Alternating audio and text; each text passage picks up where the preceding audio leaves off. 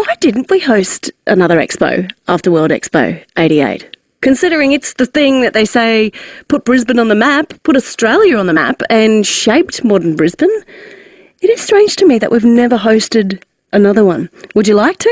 1300 222 612. Peter's called in from Wakeley. Peter, you support the Olympic Games coming to Brisbane. Why? Good morning, Rebecca. Yes, I absolutely do. And I can actually answer also at the end of this the question about why we never had another expo in Brisbane. Oh, all right. Double the value. Hit me, Peter. Absolutely.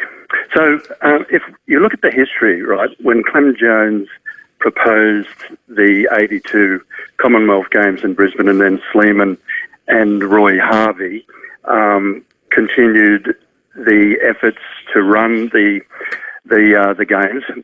They were castigated at the time.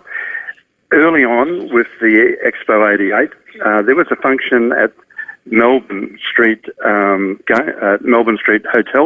that Gary Borkin, dear Gary Borkin, hosted.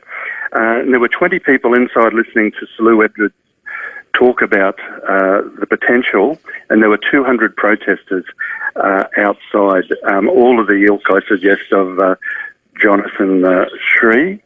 And then with the Commonwealth Games down the Gold Coast, people remember, which is not that long ago, when they were proposed, there were, hundreds of people who said, oh no, it's a waste of time, no one's ever heard of the Gold Coast, it's going to be an absolute failure. All these major events are held at a time where past events have failed for some reason. The Commonwealth Games were on the death list when we bid for it.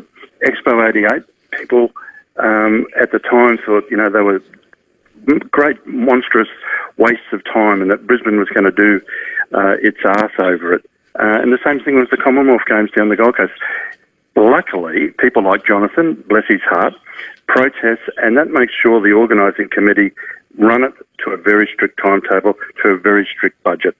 But it is such a great opportunity for Brisbane, and it will leverage us up into that next phase of our development, which will be sustainable tourism, which will be sustainable businesses with new technology. It's just too great an opportunity to miss. But the protesters have a role to play. But I hope they fail, because, it's one thing for them to make sure that the organising committee marches to a strict tune.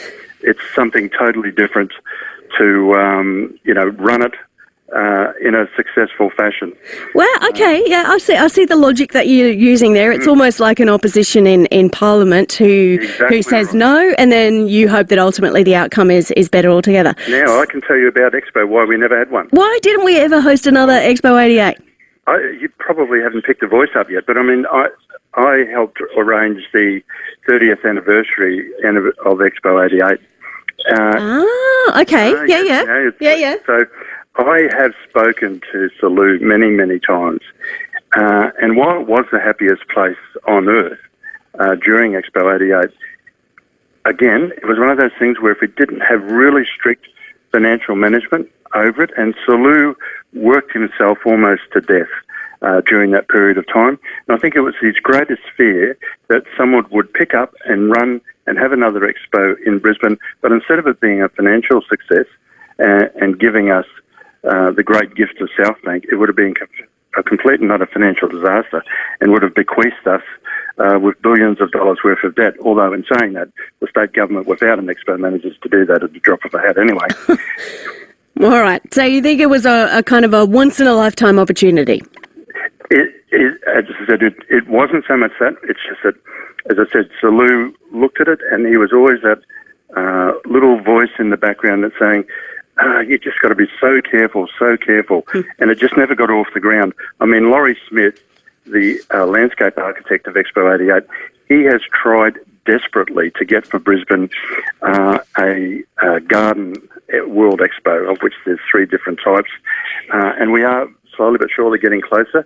And that would be the most logical next expo event for Brisbane to have. Look, any garden that Lawrie Smith wants to plant after what he did at Expo 88, any garden that Lawrie wants, then, I reckon most people would welcome it.